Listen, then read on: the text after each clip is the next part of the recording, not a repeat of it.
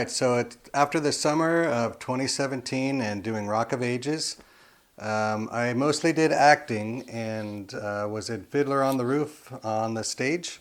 Um, and I loved it, and I was doing acting in commercials, and I got an agent and everything, and so the acting world was going really well, but I was missing playing drums. So after Rock of Ages, I hadn't really done anything. Um, I did get actually for one of the theater groups that I work with a lot, they had me sub for In the Heights, and that was really cool. But I was just subbing, so I only did it like a couple of nights, and so I wanted to do something else. And so I went online and started looking for gigs, and I actually subbed for Holt's, The Planets, for a performance for a youth orchestra. And, that was awesome too. I don't have any video of that, but, and then after that, I found this. So this was a musical being performed at a local college, a university, and I'd never heard of it like all of the, I've heard of the big name musicals, but a lot of the smaller ones I'd never heard of. But I thought, hey, whatever. And so I contacted the music director, and after a few messages with her, I got the gig. Okay, so I'd never worked with this music director before, so all the previous musical theater stuff I'd done was with this one local community theater group. So I was very familiar with how they operated, but this was a new one. It was at a university, and I'd never worked with this music director before, so I didn't really know what to expect. We were contacting each other back and forth about things like equipment, and she actually asked if I had electric drums, and I didn't at the time, and I had never even, again, I never really thought about using electric drums, and was actually kind of surprised that she asked, because in my mind they were kind of unprofessional and kind of like toys. But I took note of it, hey, maybe I need to have electric drums at some point in the future if people are asking for them. So I told her no, and she said she didn't really care. She just didn't want me to have to lug a bunch of equipment around. So I said I didn't mind that, which I didn't. So I had actually used an Octopad, which was, I actually had considered buying one of those, because with that you can get a bunch of percussion sounds in a very small unit, electronic drum pad. It's Octopad, it's got 8 pads, and you can assign different sounds to each one of them. So I thought at some point I would get one of those, but it was they're expensive, and I wasn't, at that point I wasn't ready to put out that much money. But the guy, the main drummer for In the Heights actually had one, and I got a chance to use it for timbales and a bunch of other kind of Latin percussion, like cowbell type things and whistles and stuff like that. So it was cool. It worked out well, and I got some hands-on experience with that. And I did notice he did have an amplifier, so it didn't even occur to me that I'd have to also buy an amplifier. So now you're doubling the cost. You're increasing the cost. So, I wasn't at the point where I wanted to spend that much money. I started looking at the book. She sent me the book. I actually went to her house to get the book. And, we chatted about other things. So I started looking through the music, and it had a lot of different percussion instruments. So, previously, my thing was to buy a little percussion instrument after each show. So at this point I had a triangle and a tambourine. And so I'm looking through the percussion list for this music, and it turns out I could use those 2 items, so I was happy about that. And so the other one that I was going to buy, I noticed kind of prevalent in the music was a wood block. So I thought, all right, time to buy a wood block. So I went out and got one, and so my little percussion collection is growing, so I'm feeling cool about that. Okay, so the list of large mallet instruments was extensive too. So there's the orchestra bells, glockenspiel, xylophone, vibes, and then also 3 timpani. No, two timpani. And so I'm thinking, okay, well, I don't have any of this stuff, but this is a university. It's a full-size school, you know. So I know they have a music department. I thought, okay, I'll see if they can lend me those items for this musical. And so I spoke to the musical director about that, and she put me in contact with the school director of music. And they were a little bit hesitant, you know, because they're different departments. You've got the music department and the theater department, and, you know, they both have different budgets and, you know, all of that stuff. So they apparently had loaned percussion instruments to the theater group in the past, and maybe there was some problem. I'm not totally sure, but bottom line, I wasn't able to get vibes and a xylophone, but they did get me 2 timpani, so that was great. So they actually gave me a set of 4, but I didn't need them all. So now I'm faced with, okay, so what do I do about the orchestra bells, xylophone, and vibes? You know, I could just not play this stuff, but, you know, I looked through the music and it was important. A lot of them were solo parts. So I needed to get them in there, or I wanted to. You know, I want to make this music sound the way it's supposed to sound. So I started thinking, okay, what can I do? What can I do? Then it occurred to me, my dad has a keyboard. You know, it's not like a professional grade, but it's kind of like prosumer. It's like the best of the consumer level. So I said, hey, Dad, can I borrow your keyboard? And he said, sure, son. So I started checking it out. I never really thought of it this way. You know, at his house, I'd always play piano and whatever, but I knew it had a whole bunch of other sounds, drums also. So I found sounds for xylophone and vibes, and everything was looking great. And then it occurred to me, well, I could also use the keyboard for a bunch of the other percussion sounds. You know, so there were a whole bunch. There were bongos, scrapers, a bunch of like African drums, you know, things I don't have and couldn't possibly get. But I'm looking through this keyboard and like they had all of them. So like you hit different keys on the keyboard and it would make a different percussion sound. So I'm like, oh my gosh. So believe it or not, in a kind of strange way, I got into electronic drums through a keyboard. So this was my first foray outside of that octopad I spoke about earlier. I was fully in charge, and this was my first foray into electronics, essentially. Now, so with that octopad experience before, I did notice the amp that the guy had, and so I thought, okay, well, I need to bring an amp. So I didn't have one, but my son had a guitar amp, so I tried that, but it, you know, guitar amps are not made for keyboards. The sound was really bad. So again, I wasn't ready to spend that much money, and I didn't know what I was doing either. So I went to the first rehearsal with hopes that I could plug into somebody else's amp, because there were 2 other keyboardists. So fortunately, one of them was able to, you know, had multiple inputs, and so I jacked into his amp. So that worked out great for rehearsals. And then when the performance came, they had a full, you know, sound crew, and they had monitors and everything, so it was no problem at all. But yeah, so used a keyboard, and so the thing about the keyboard is, you know, it doesn't. So when you have to switch between instruments like xylophone and vibes, for example, there's not just like a foot pedal that you can do to switch between them, and there's no like automation that some of the professional level keyboards have. This one you have to like punch in 3 digits every time you want to change the sound.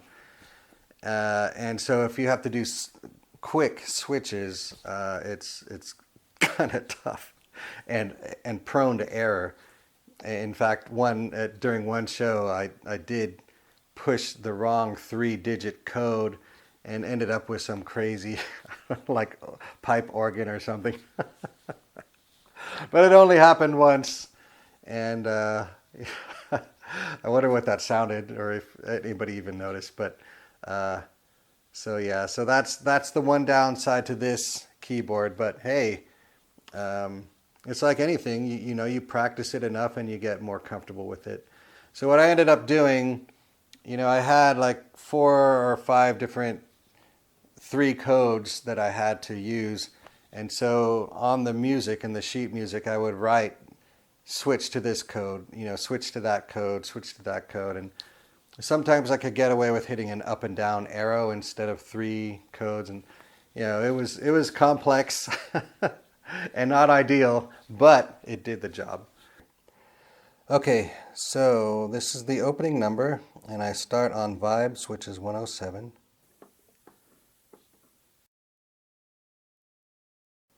And I play this little passage. So here I did not have a sustain pedal that really would have helped me, and I mean, obviously they wanted that in there.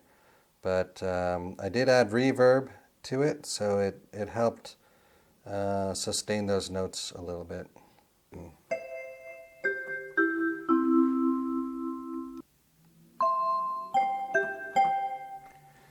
So it's kind of weird playing these things, you know, with one hand, but that's what I had to do, because here I had to do the wood block with my left hand. So I'd have in my left hand the mallet for the wood block and the triangle, so a triangle beater, and I would have to go.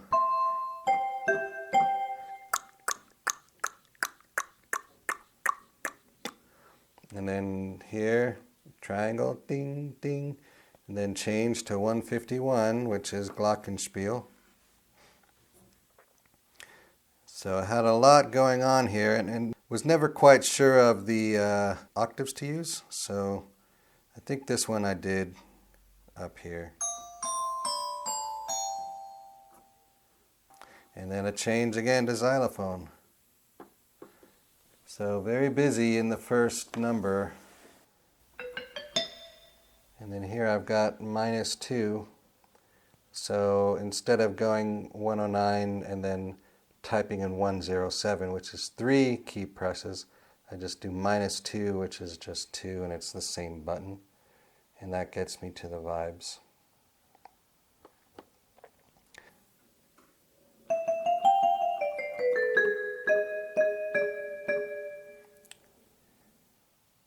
Alright, the same sort of thing, vibes, wood block, and this is where we go to the drum set.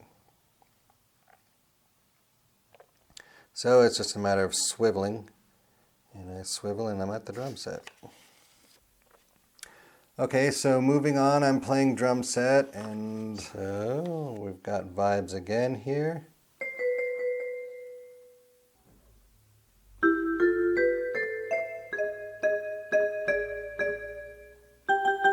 There's a quick one, the fingering, and then I'm back to the drums.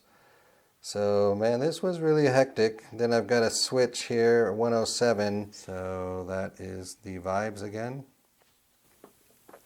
But here's an interesting case where I say, okay, go to 107, and this is while we're in kind of a little vamp. So I had time, and so I did it in advance, because here I don't have too much time.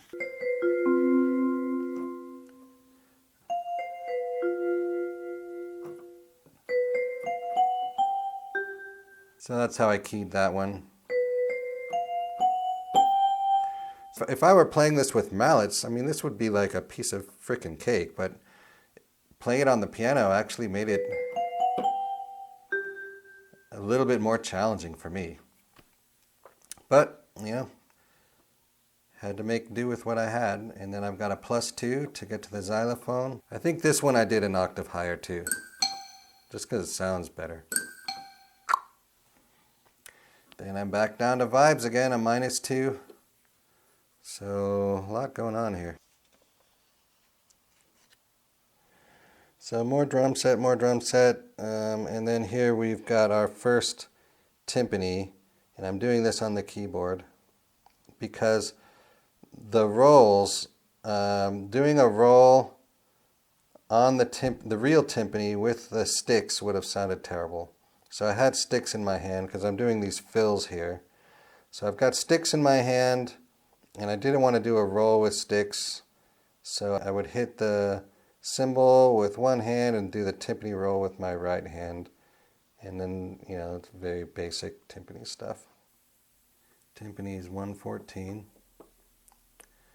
So here's, again, you have to kind of, so this is the one I'm looking for.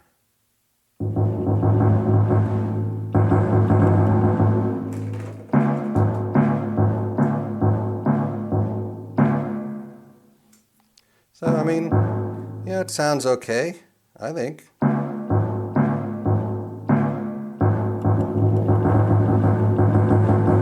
That was the hard part with the timpani, is doing the rolls. And a lot of times they were, you know, supposed to be quiet, so I'm just like, oh my God.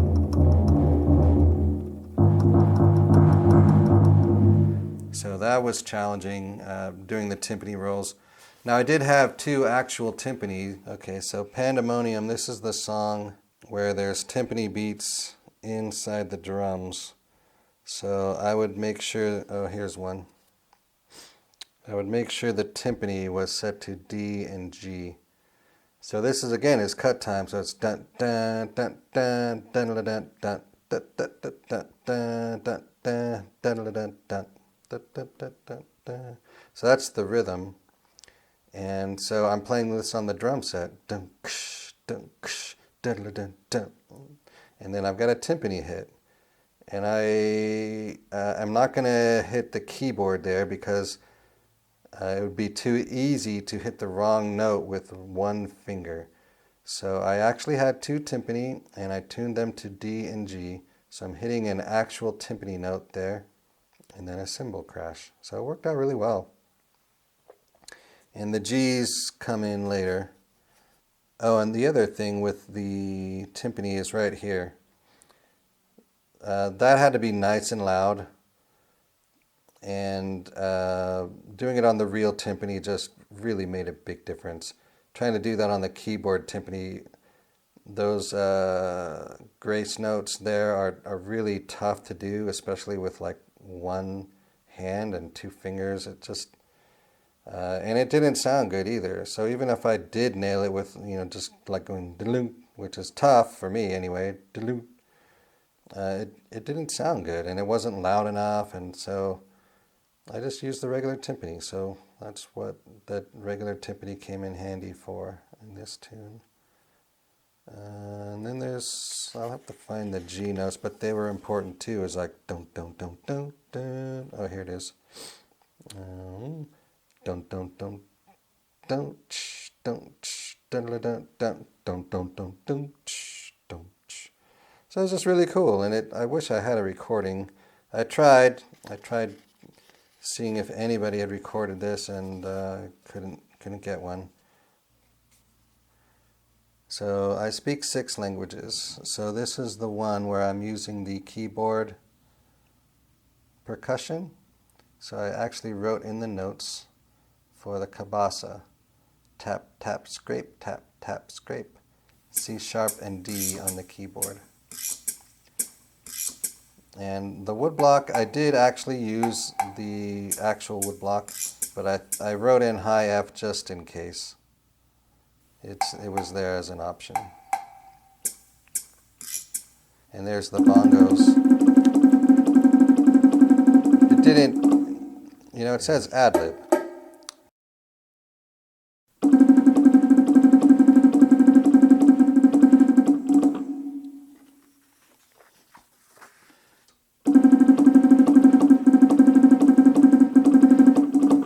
She would sing.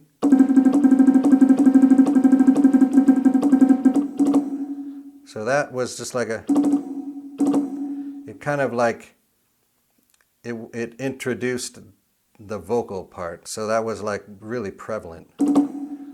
So I really wanted that to be there. And so it was. And then back to the shaker.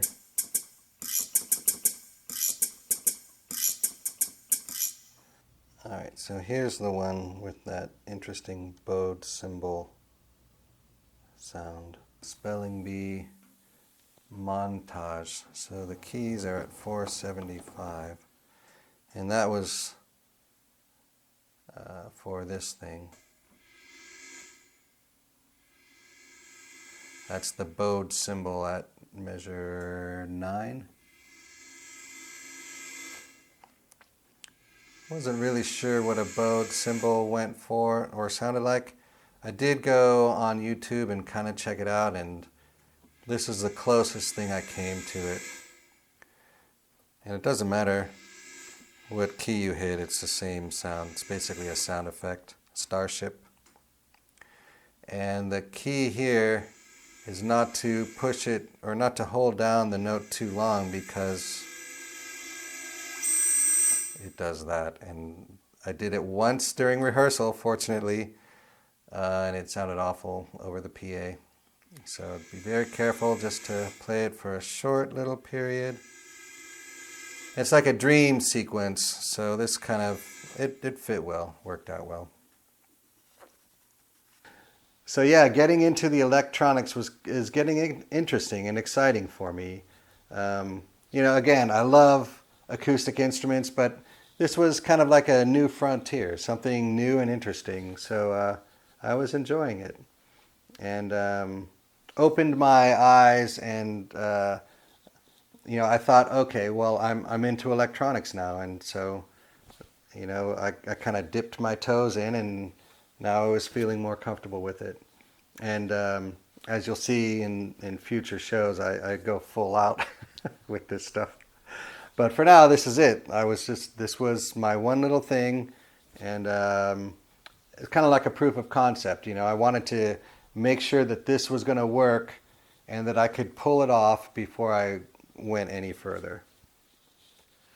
Okay, so here is my setup that I came up with, and so you'll see the triangle and the tambourine and the woodblock and the keyboard, a couple of timpani, and then the regular drums. And you'll also notice I have 2 different music stands. So that goes back to the whole stations concept that I came up with during Frog and Toad. So originally, before I got with the keyboard idea, and I was thinking I was going to have bells and xylophone and everything, I actually plotted out 2 separate stations. So a drum set station and then a mallet station, because I was assuming I was going to have all these instruments. But then when that didn't work out, I came up with this, but still did find 2 different music stands was necessary. And so I ended up doing the same sort of post-it notes, like go to that section, and so the same sort of thing, and it again worked out really well. So with regards to rehearsals, I was a little bit nervous because I'd never worked with any of these people, and I didn't really know what the expectations were. I didn't know what to expect. So I got there and I set up, and of course everyone was really cool, very, very nice, friendly, and it turned out it was basically exactly the same. So we would just run through it. The music director would give notes, we'd write the notes on the book. So it seems to be a pretty standard way of people doing musical theater. But it was very fast-paced, no time to waste, because again, there were only maybe 2 rehearsals, 2 or 3, I don't recall, but you had to know what you were doing, and there was no time to learn. You already had, you had to get to rehearsal with the stuff already learned. Unfortunately, they did provide a little storage area, so I just moved all the drums into the storage area before the next rehearsal, and then finally down to the theater for the performance. So totally professional. The theater was incredible. I mean, top notch. The sound crew was just amazing. the amount of equipment they had. They had everything you could possibly want. I mean, it's a cool setup. They even they put mics on the timpani. I've never, never had that experience, so that was kind of interesting. But yeah, it was great. And so now that I'm kind of a keyboard player, I checked out the other two keyboard players and kind of looked at what they did with regards to their equipment. So one of the guys had a laptop and full-on automation software that was switching between the different patches. They call them patches, the different sounds that it can make. And on the professional level keyboards, you can actually assign keys on the keyboard to do specific things, like a really low A on the keyboard you hardly ever use in the music, so you can assign that key to like switch to a certain patch or to increase volume or whatever it is. So you can assign different functions to things. So when you're playing, you're going along, you just reach over and you hit the low A and it gets you to the different patch, and then you continue playing on. So looking at that, I'm just like, okay, well, that's the future. That's what, if I'm going to continue using keyboard, that's what I want to get to at some point. I mean, I know how to play music on the keyboard, but all the tech stuff, no idea. So so I'm learning, and it was kind of interesting and exciting to learn something new. So the show ran for 2 weekends. It was kind of a short run, but it was really great. So one of the, unfortunately you can see here, so this was the live setup, and we're kind of like backstage. So, I mean, literally like behind the, well, I guess not behind the stage, but behind the set. So back set. On the stage, but behind the set. And one of the actresses actually plays guitar too. And so they incorporated that talent that she has into the show. So again, like I had mentioned on some of my previous videos, when you're doing a musical theater or any sort of performance, you take whatever talent people possess and you can put them into the show. And so they did that here. So there was this one song where the character is just like, I speak 6 languages. And then she goes into this ripping guitar solo also. And it was just me and her. So she starts jamming and I'm just like, laying it down really heavy behind her, like heavy metal kind of guitar. And it was cool. It was like the best part for me each night. And that's something that we came up with. It's not written in the book, guitar solo. In fact, what was written in the book was some timpani stuff. And the music director just came to me one day and said, okay, so cross out all that timpani and just lay down a heavy metal beat for the guitar solo. I'm like, okay. So I love that, I like improvising and just coming up with stuff. As a creative person, that's what I enjoy. So that worked out really well, and it was awesome. I never even met the actress. I mean, I met them all, but I'm not really quite sure which one of them did that because I couldn't see anything. And it's not like I hung out with them. They're a bunch of college kids. So, we all say hi when we pass and, nice to meet you and all that. But so that's the way it goes. But I could hear it and it was awesome. So I imagined how awesome it was on stage. So that was really cool. So like always, closing night comes and everybody's sad, and a bunch of the kids, I call them kids, college age adults, left all of us musicians like little thank you cards, and it was very, very thoughtful, very cool. I've never seen that before, so it was nice, to be appreciated, and I thought we did a great job. I thought the band, the music director, the stage director, and the actors, we all worked together.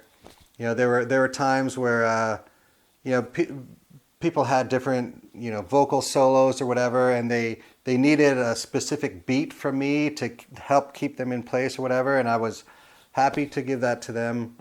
And I love that. I love working together, and whatever is required to make the best show. It's just great. It's just such a fulfilling feeling when we all work together, and everybody can perform to the highest level that they can.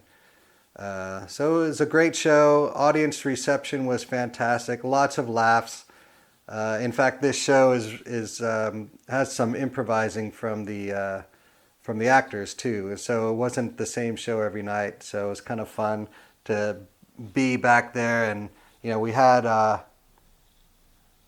No, I wasn't using in-ear monitors, but I did have a monitor, so I could hear what was happening on stage, and a lot of the jokes were really funny, and so we're back there like laughing at each other, and with each other. So it was a great show, loved it. But the cool thing, like the last night, the music director said, "Okay, we have one more show." Tay Diggs was like the resident.